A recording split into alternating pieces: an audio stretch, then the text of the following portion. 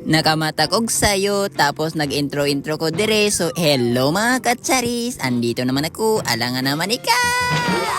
So, magbisaya na punta, kay nakapoy-kapoy naman ko magtagalog-tagalog, de bulol gyapon ta, so magbisaya na lang ta. Karong adlaw na po di ay lantaw na akong sa sulod sa reef. Wow, ang lumayagan! Kabalo ba mo? Ako'y nagkuha ng lumayagan, kay nanagat man mi gahabii. Grabe jud akong experience, katuming kuyog ko sa dagat. First time po na ako magsakay-sakay og pambot, ting ato di ay, tapos dako kayong mga balod, abi kong iyara ang dako, hasta di ay ang mga balod. Pagkuha din ako sa lumayagan, ako nang gibutangan og tubig, aron jud siya matunaw, kay gahi man kaayo. Gabi naman good ni siya, maumperting gahiya, sundid nato butangan og tubig, o di ba kita mo na ako ang gitustos-tuslo, kay aron maka-feel mo nga gahi jud siya, ay ako ra dito maka-feel. Well, naghulat ko sa lumayagan nga humok, nagkape-kape na lang pug ko dire. Bahalag walay gunitanan among pangkape nga baso, at least magamit gihapon. Nakahuna-huna de ko nga wala de ko kalungag, mao to naghugas na kog kaldero diha, kay need na to maglungag. Kay naamay gamay nga bahaw, so gamay ra pud ato ang lungago. Kabalo mo, grabe jud akong experience sa dagat, kay grabe jud no, kay kusog kay hangin og balod, tapos gabi pa jud mi nanaga. Nya first time po na ako mangwa og lumayagan sa mooto, gamay ra ato ang nakuha, at least diba first timer pero naay nakuha. Magtak-ang na de ko sa akong linongag, sunid na to maghaling-haling, of course diri na punta sa gawas maglungag, kawala pa man ta kapayat og gasol. Tapos wala pa jud mi kapangahoy, sa mooto namunit na lang pug og kahoy diri sa mga gilid-kilid.